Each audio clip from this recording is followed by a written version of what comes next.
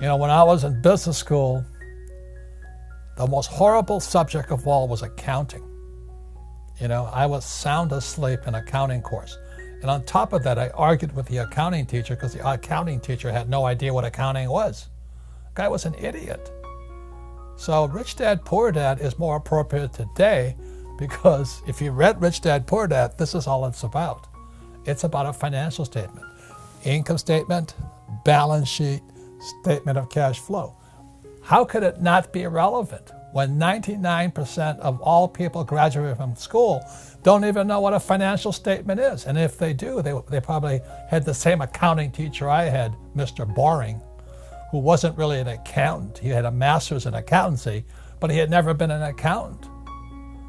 So that's why I created the cash flow board game, because accounting is the most important subject for individuals, because this is what your banker wants to see. Your banker wants to see your financial statement. This is your report card when you leave school. If you have good financial statement, bankers will give you all the money you want.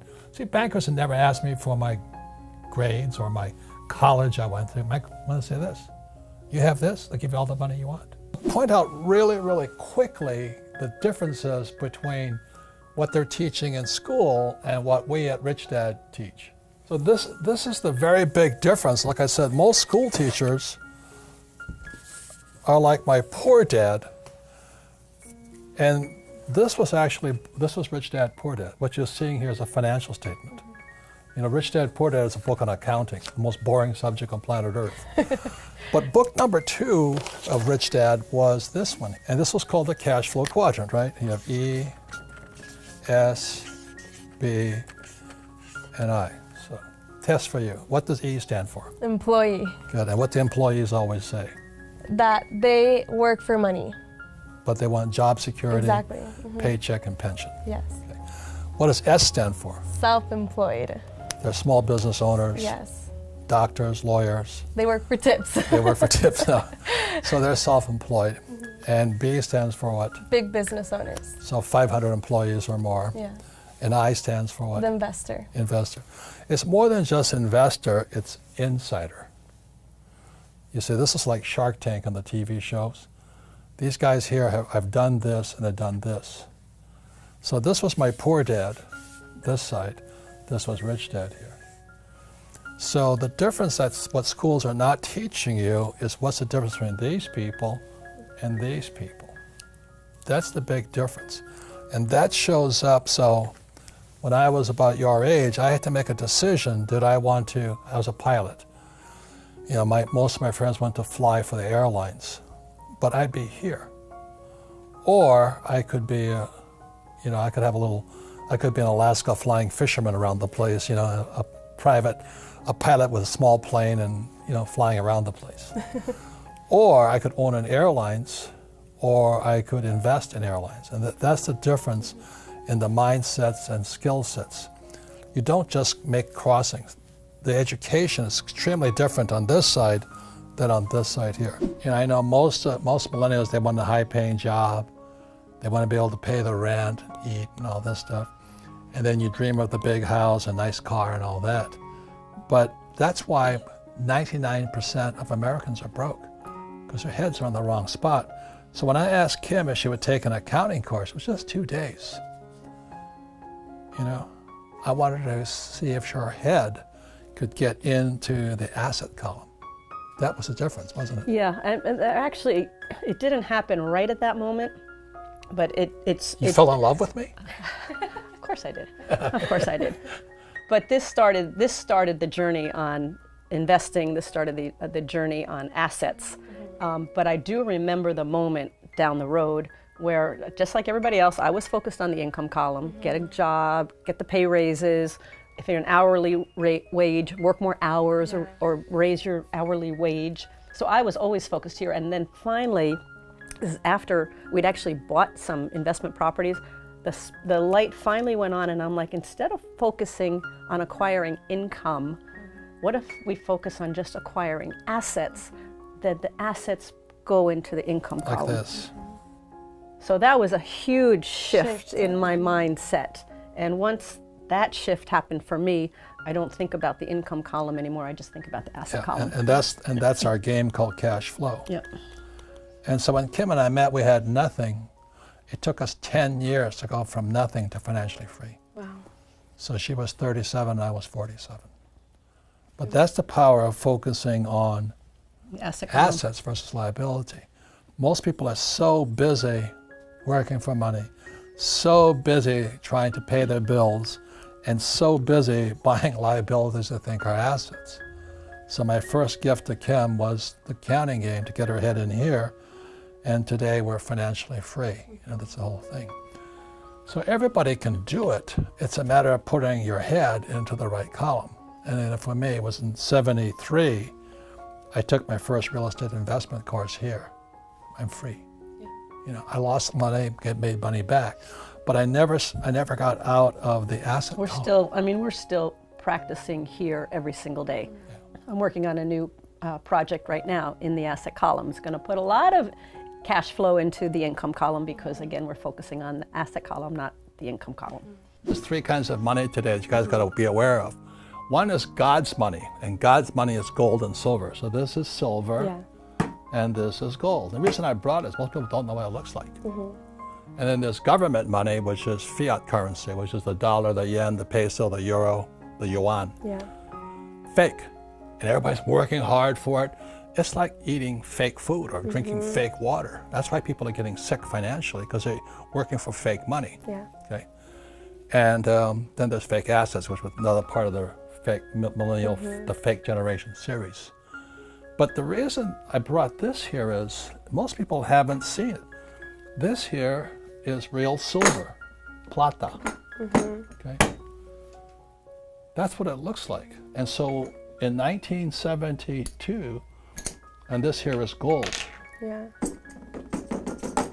This is God's money. This is what God's money looks like. Yeah. The reason I call it God's money is you can't fake it. You know, you can fake it with a fake ETF, like a gold ETF or a silver, which I don't touch because it smells as bad as the guys that printed that crap. You know what I mean? Jesus. But this is real money. So you look at this here. When I first started buying that, that was $1.40. Yeah.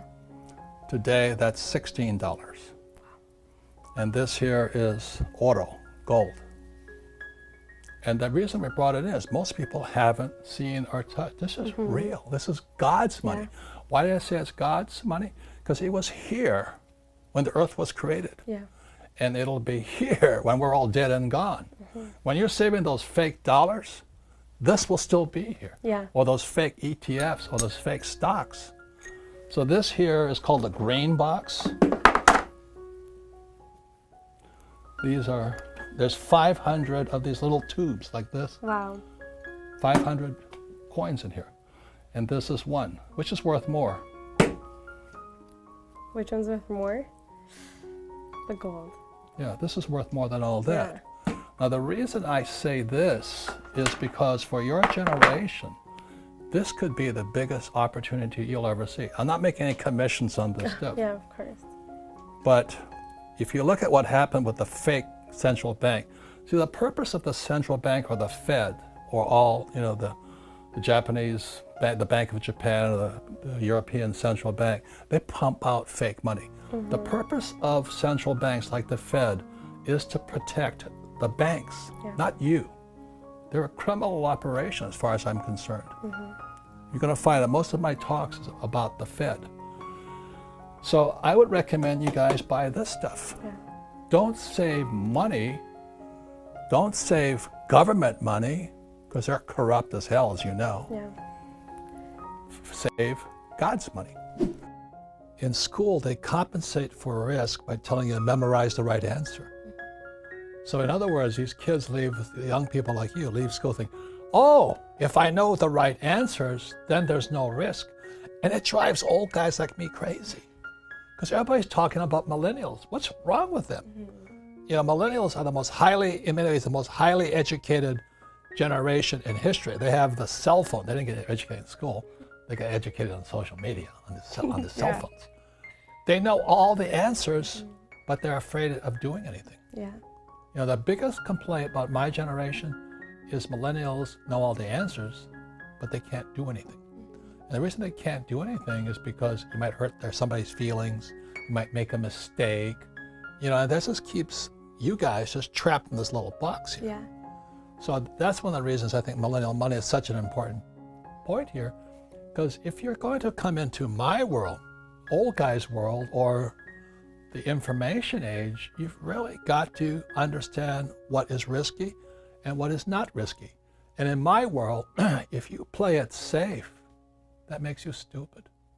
Because if you don't take risks, you don't get smarter. Yeah. You know, so you may know the answer, but you can't do anything. Yeah. And one of the best things I had is I went to military school, then I went to flight school. I had such great teachers, you know. All of them could fly. You know, so my flight instructor could fly. What a novel idea. You know, a flight instructor can fly. But when I was in high school, most of my teachers were terrified. Mm-hmm. They're all cowards, you know, job security. Don't make mistakes. Just memorize the right answer and you'll be safe. Mm-hmm. And that's why most school teachers aren't rich. Yeah. And they teach that to your generation today. Yeah. And most of them are teaching us things that they don't do on a daily basis. Like we have entrepreneurship classes. Oh! And they're Don't get not me started. entrepreneurs, you know? So it's kind of frightening when you think we're relying on the school system. Oh. And the fact that they're teaching us, so the way to get through college, right, is practicing all the right answers, taking the exam, putting in all the right answers. Yeah. When in real life, that's the last thing that'll ever happen, right? No. Like, you talk about fake, you know, this is my book, Fake here. Mm-hmm. Fake money, fake teachers, fake assets. The reason it's fake money, fake teachers, and fake assets is because it all has to be fake. You have to have fake teachers to understand fake money. Then you have to have fake assets to buy those stocks, bonds, and mutual funds, fake assets. But without fake teachers, fake money, you can't do it. So that's why I love working with on these programs here. Mm-hmm. Because if you're going to be successful, you've got to take some risk. Most of the young people your age today, you know, a lot of them want to become entrepreneurs. The problem with this, you have to understand tax. You see, this is all over the world, very little difference. These guys pay 40% of their money in taxes. So they make $1,000, they're going to spend $400 in taxes. These guys that make $1,000, they're going to pay 60% in tax. So our schools are teaching entrepreneurship, but they're not teaching them tax, okay? And because they're focusing on income. Over here, it's 20% in tax. So they make $1,000, only $200 goes to tax, and these guys, 0%. So the reason financial education isn't working in our school systems is they're teaching financial education for these people and these people, but to really become rich, you have to focus on this side here. And that's the difference between Rich Dad and the financial and what they're teaching in school right now. I'd rather be on this side. This side is a lot harder, but in the long run, it's more fun for me. On this side here, it's harder, but you're paying tax constantly. So these guys here are saying tax the rich. Well, these guys don't pay taxes. And as strange as that may seem, and I'm talking about legal, this is all over the world. So that's the big difference here. One last thing, which I think most millennials understand, is, you know, in Rich Dad, Poor Dad, I wrote about Ray Kroc, founder of McDonald's. And he was teaching at the University of Texas, the MBA program. And Ray asked, and most of the MBAs are going to come out here. So Ray Kroc asked him, he says, what business is McDonald's in? And everybody yelled and said, no, we know you're in hamburgers. And Ray says, no, we're not, McDonald's is not hamburgers. McDonald's is in the business of real estate over here. So what you have McDonald's here, and the money McDonald's makes buys the real estate. And that is my formula. This is Rich Dad, I own real estate. I don't hang out here. I'm glad you guys are here, right? And we do our best to make sure you're educated and you have your own businesses and things like this here. But really the formula I follow personally is McDonald's. We have education company, that buys real estate, which means we make a lot of money, pay 0 taxes, legally. What does school teach you about money? Nothing. Balancing a checkbook. I mean, give me a break. Give me a break. So the other part of when you look at this financial statement up here, that's what your banker wants to see. Your banker doesn't care about your grades. Banker doesn't care what school you went to. I meet so many people say, oh, my banker won't give me any money. This is what, because you don't have one of these. And when you look at most of the politicians today, they don't have one of these either. The US government doesn't have one of these anymore. They stopped doing this because of the US government, the budget is so out of balance, they can't do anything. So that's why, 22 years ago, in 1996, I created the cash flow board game. The purpose of this, so people could teach people what our school systems will never teach you. Never. Because they don't know it.